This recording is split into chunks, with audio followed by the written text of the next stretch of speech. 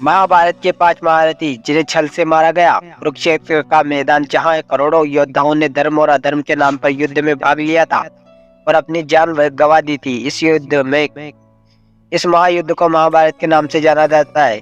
श्री कृष्ण ने इस युद्ध से पहले अर्जुन से कहा था, इन योद्धाओं को गौर से देख लो, ये इस युग के सबसे महान और पराक्रमी योद्धा है जो इस युद्ध के बाद शायद ही देखने को मिलेंगे और आने वाले युगों में ऐसे योद्धा फिर जन्म भी नहीं लेंगे। भगवान श्री कृष्ण इस बात से महाभारत के महायुद्ध की भयानकता का अंदाजा लगा सकते हैं। महाभारत के 5 महारथी जिन्हें छल से मारा गया।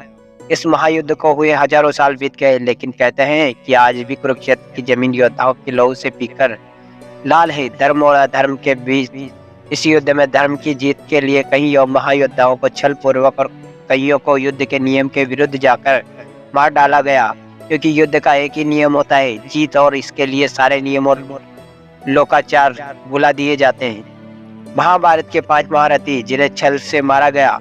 भीष्म। महाभारत के महाभारत के 5 महारथी जिन्हें छल से मारा गया। भीष्म नंबर 1 पर आता है भीष्म पितामह। महाभारत के महायुद्ध में सबसे बुजुर्ग और सभी योद्धाओं में श्रेष्ठ भीष्म थे। राजभक्ति के कारण उन्होंने कौरवों के साथ युद्ध में भाग लेने का निर्णय लिया और पांडवों के विजय से सबसे बड़े बाधक बन गए। उन्होंने पराजित किए बिना महाभारत के युद्ध में पांडवों का विजय होना संभव था, क्योंकि भीष्म पितामह कौरवों के सेनापति के तौर पर उनके ढाल बने हुए थे। 18 दिनों तक चले इस युद्ध में भीष्म अकेले ही 10 दिनों तक पांडवों की सेना का संहार करते रहे। ऐसी स्थिति में भगवान श्री कृष्ण की सलाह से अर्जुन अपने रथ पर शिखंडी को लेकर आते हैं, जो न पुरुष था न स्त्री। भीष्म शिखंडी की एक स्त्री मानते थे और इस रहस्य से पांडव परिचित थे। भीष्म के स्त्री पर अस्त्र शस्त्र नहीं उठाने की प्रतिज्ञा का लाभ उठाते हुए अर्जुन ने युद्ध के 10वें दिन भीष्म को बाणों से छलनी कर दिया और भीष्म बाणों की शैया पर लेटे अंत तक युद्ध देखते रहे।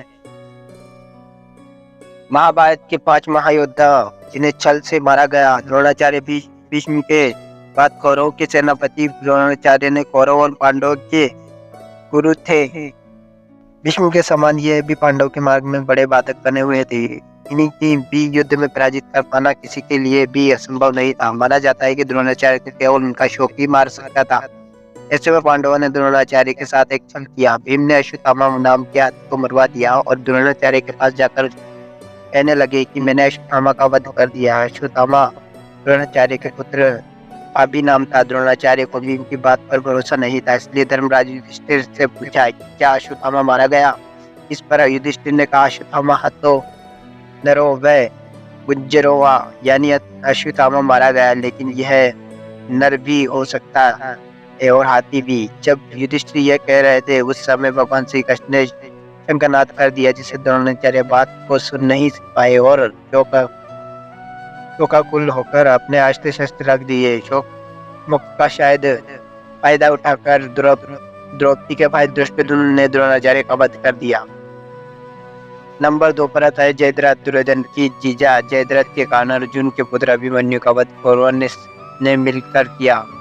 इससे क्रोधित होकर अर्जुन ने प्रतिज्ञा ले ली कि अगले दिन के युद्ध में सूर्यास्त तक वह जयद्रथ का वध कर देंगे, नहीं तो खुद ही अग्नि समाधि ले लेंगी। कौरवों की पूरी सेना उस दिन जयद्रथ की सुरक्षा में लग गई थी। ऐसे में अर्जुन के लिए जयद्रथ का वध कर पाना असंभव हो गया। इस स्थिति में श्री कृष्ण ने एक चाल चली। उन्होंने अपनी माया से सूर्य को ढक लिया, इससे अंधेरा छा गया। जयद्रथ यह भी समझ कि शाम हो चुकी है और वह अर्जुन के समान खुद आ गया है। श्री कृष्ण तो ये चाहते थे कि उन्होंने अर्जुन से कहा कि अपना धनुष उठाओ और जयद्रथ का वध करो। तभी सूर्यास्त नहीं हुआ और श्री कृष्ण इतना कहते ही सूर्यदेव फिर से प्रकट हो गए। अर्जुन ने एक पल भी देरी न करते हुए जयद्रथ का वध कर दिया। तो साथियों, ये थी आज की कहानी। आए पसंद आएगी, पसंद आए तो हमारे चैनल को सब्सक्राइब कर वीडियो को लाइक कर दीजिएगा। तो साथियों, मिलते हैं किसी नई कहानी के नए टॉपिक के साथ। लिए धन्यवाद। जय हिंद, जय भारत।